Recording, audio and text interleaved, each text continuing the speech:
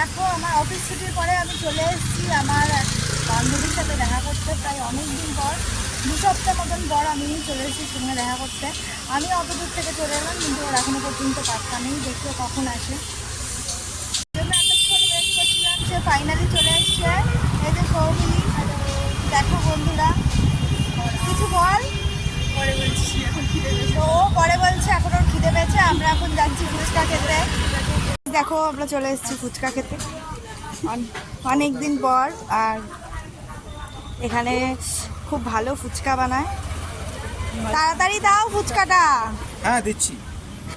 আমরা এখন ফুচকা খাচ্ছি। শোনো, দেখো আমরা এখন ফুচকা খাচ্ছি দুজন মিলে।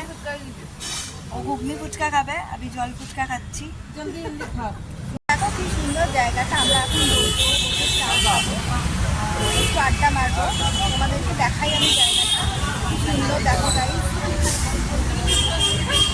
এখন আমরা একটু চা খাবো আর একটু আড্ডা মারবো।